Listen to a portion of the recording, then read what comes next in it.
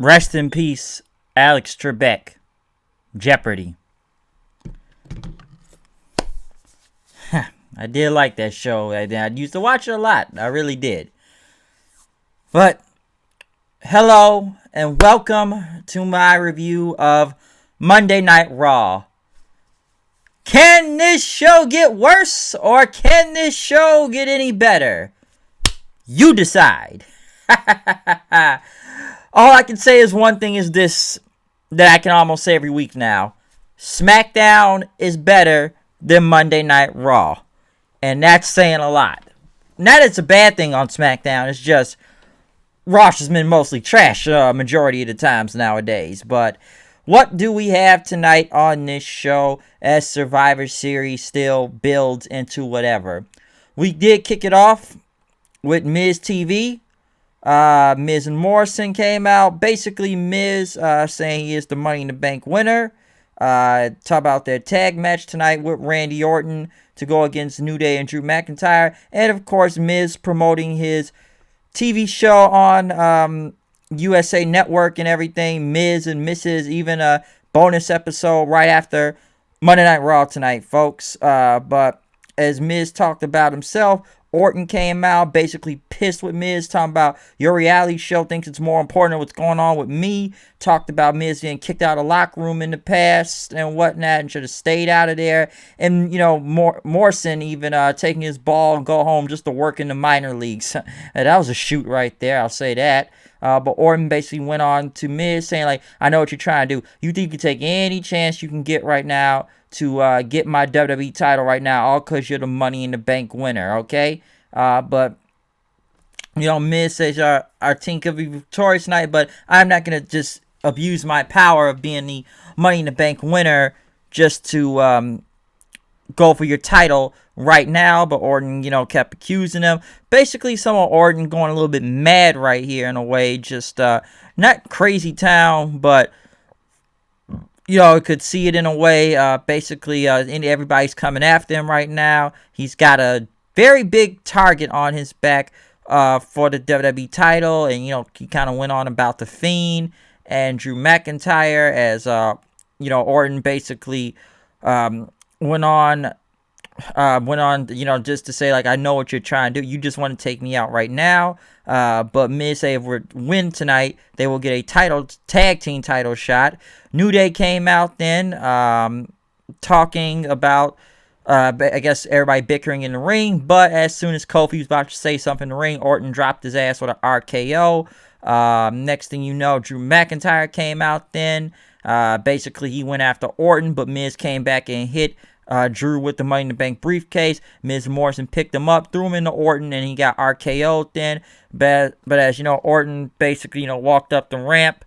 Orton looked at that Money in the Bank contract and everything until he headed back again. McIntyre basically kind of laughed a little while he was on the ground, basically telling Orton that he's still coming for him. He's still coming for him. He's not hiding. Good segment in the beginning of this show, I will say that. At least kind of making the Money in the Bank winner a threat in a way, because it's a better threat than Otis, I'll say that. But you know, still kind of having Miz loom around trying to take the WWE title from Orton. Next, Elias came out, I guess, to talk about whatever his album is. Basically, this is a triple threat match between Jeff Hardy, Elias, and Riddle. Me this, it's Riddle. Matt Riddle, whatever the reason why they did this, I don't even know. Apparently, Riddle's cool with this, though, but it still sounds dumb. I'm just waiting for a Batman joke to come in at any time now. So I believe this was strategically made, because if you search in Matt Riddle, you'll find that, what was that whole lawsuit by, you know, that crazy person and whatnot, and trying to get $40 million. So if you type in Riddle, you won't find no lawsuit from, you know, the same girl and whatnot. So I don't know. But triple threat match was whatever. Riddle did pick up the win, hitting the Bro Derek on Elias, basically now becoming a part of the Survivor Series team. Some people believe Riddle may have back his push again. So if that's true, then good on him. But Adam Pearce was talking with AJ Styles in the back, since Adam Pearce is making moves around this whole show nowadays. AJ saying he's the captain and everything, but, you know, Sheamus came in saying, like, you're not my captain, okay? And Sheamus talked about Riddle, he's an obnoxious punk, and why are you letting him in here? He's out of line. Styles says we can work together. We're going to call a team meeting tonight. And whatnot. Strowman kind of came in saying, you're not my captain also. Next, Retribution. I'm sure if you hear Retribution, it's almost like, why should you give a fuck if you hear Retribution when you think about it? Because it's Retribution. I don't know with them at this point, but Mustafa Ali cut a promo talking about they're going to shut everything down. Reckoning, a.k.a. Mia Yim, talked about there's going to be no mercy shown. So we'll see what happens with this, but I'm sure a lot of people don't care. Hurt Business was in the back until Drew Gulak wanted to try and come in, think he was going to join up with them. He's got a suit on and everything, but nah, they jumped his ass, and basically he had a clip-on tied in. I don't know why you wearing a clip-on tie when you got all these dudes suited and booted around here, and they basically beat his ass, and then, of course, Truth gets his 24/7 title. Lana came out, so you know it's table time, baby. Shayna Baszler, why is she facing Lana? I don't even know. I'm surprised this didn't go on for like 10 seconds. Both Mandy Rose and Dana Brooke were on commentary. Basically, Shayna won. They were going to put it through a table, but Mandy and Dana Brooke stopped and said, we got to work as a team, because they all on the same team in Survivor Series. But hey, we didn't get Lana going through a table now, but then when I looked at the time and it's like 7:53, I even said to myself, there's still 2 hours left in this show. Which Lana thanked them for stopping Nia Jax, but he says,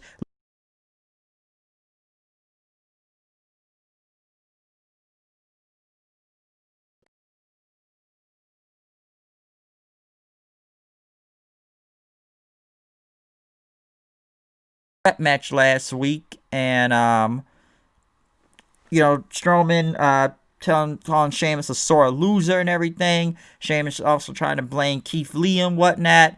And what are they all gonna do, huh? What's the plan in all this for Survivor Series? Riddle says, I got some code names, everybody. AJ Styles is the skipper. Skipper. Strowman's the mongoose. He did say happy birthday to Keith Lee since it was Keith Lee's birthday, which, yeah, it's cool to have Keith Lee and Riddle on the same team, because I think they were a team in the Indies, and I don't remember what their team name was called, but everybody says they need to team them up like they did, like even they wanted to team the NXT also as a tag team, but they called him Bro Lee and Fireface, which was Sheamus. Another ginger joke. I should call you Dopey then. Riddle says, yeah, dude, how'd you know? Dopey. I'm sure that's a weed joke and whatnot, but bro, that was actually funny though. Skipper and the Mongoose. Skipper, Mongoose, Dopey, Fireface, and Bro Lee. I love it. Love it. But AJ went on to say, telling James, hey man, Jey Uso's tearing it up on SmackDown. What you gonna do about it? Keith Lee, there's a curb stomp waiting on you, which Keith says, well, I powerbomb Seth Rollins. I don't think he has nothing to worry about. And talked about Riddle getting Kevin Owens stunning Riddle, or Strowman, Corbin's gonna take him out. So we all need to work together. So how about this tag team match, since AJ Styles can book matches nowadays? Well, he did talk to Adam Pearce, but it would be Keith Lee and Matt Riddle versus Strowman, and Sheamus. AJ Styles would be the special guest referee. So yeah, same old Raw team, same old, well, any type of Survivor Series team, bicker with each other until then, which I thought was funny when he said, hey man, you gotta look out for Jey Uso on SmackDown. Was it the draft like a month ago? Weren't half of these guys on SmackDown at one point before they got moved to Raw? Like 3 out of 4, what was like 4 now already on SmackDown? What, AJ, Strowman, Sheamus, Riddle? Yeah, they were all just on SmackDown not that long ago. Hey, brand supremacy, folks, what I can say. What can I say? 1 point before commercial, I know AJ got hit several times. Riddle hit 2 kicks on AJ, and then Strowman and Lee crashed into him. AJ's bodyguard got in there ready to fight, but Styles called him off then. Basically, Keith Lee and Riddle won. I called him DBZ finisher, fest winners right there. The DBZ finisher team. Why? Because both of their finishers are Dragon Ball Z moves. The damn Spirit Bomb and a Final Flash. Come on, you all know who Goku and Vegeta are. If you don't, look it up, motherfucker. But Yeah, Spirit Bomb, Final Flash, but basically Riddle won with a roll up on the Sheamus after Sheamus had kicked, Strowman and whatnot. But tag team match was alright. I'll give it that. So at least they're trying to build in the Survivor Series. But like I said, the same old brand supremacy. Alexa Bliss was in the back, I guess, plucking flowers. Nikki Cross said, "You remember what happened last week, right?" Bliss didn't really know what was going on, but she said she's in the Firefly Funhouse. Cross said, "Listen, it's either me or her. Well, him or me, basically. Which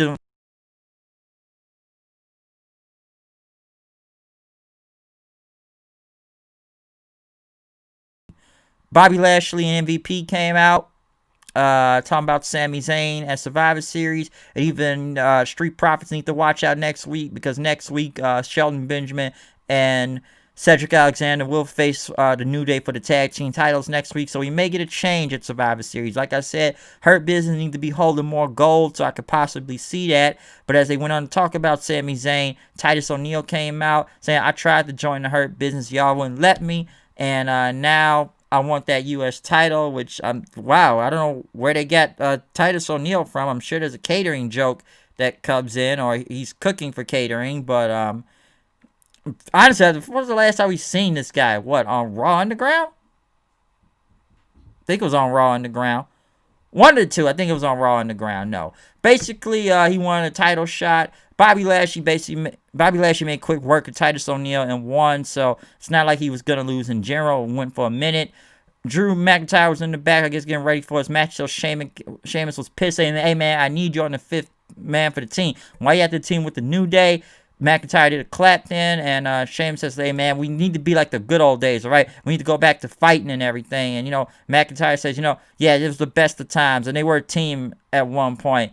And they keep talking about their friendship a lot, so I think this could lead to a match or something. I'm not sure, but they are mentioning more of Drew and Sheamus's friendship more and more. And he says, "How about this? When I get the WWE title, we're gonna go have pints, drinks, all that stuff. Okay, we're all gonna have a great time and whatnot." So I do like where they're going with that. Asuka went against Nia Jax. Nia Jax basically cut a promo, talk about she's the captain of Raw and she's going to be Asuka. Baszler look annoyed. It's not much I can really say from this match, honestly. But what can I say? Asuka, why is she facing Nia Jax? I don't even know why. And of course, Lana and Mandy Rose were at ringside. And it ended up being in a DQ after Asuka put the Asuka lock into Nia Jax. And then, of course, it was a big brawl going on then. And Nia Jax and Baszler made quick work of everybody. And then, of course, 8 times in a motherfucking row. 8, make it rain. 8, make it 8. Make it rain. I can say make it rain and make it 8. But we got 8 motherfucking times. 8 times. 8. Lana goes through a table. Woo! Man, I love saying that for some reason. But Nia Jax told her to quit. We don't need you on the team. But yes, folks, the running gag continues of Lana going through the table. Garza cut a promo talking about something about women or whatever. He's got a rose for you. I don't know where that's going. R-Truth went against Tucker, Grand Metalik, Lindsay Dorado, Gulak Tozawa, and Eric. I didn't know he was still there. Or Rowe. For the 24/7 title. Listen, the belt changed like 20 different times right there. Everybody won the 24/7 title, and Truth was the last one to get it back. So it was basically roll-ups. Crash Holly could have done this better. At least his would have been more entertaining with the Hardcore Championship. I don't care. I'm just going to move on from that, okay? Truth won. I got a little laugh of it, but I don't really care. Next, the best match out of the entire night, Mustafa Ali and Ricochet, which, if you look past the whole retribution thing and whatnot, this was a damn good match. I enjoyed this. This was good. Real good. I liked it. I'm surprised they gave him that much time out there, too. About what? Damn near 15 minutes. But I was enjoying this match. This was pretty cool. I liked it. Ricochet, Mustafa Ali.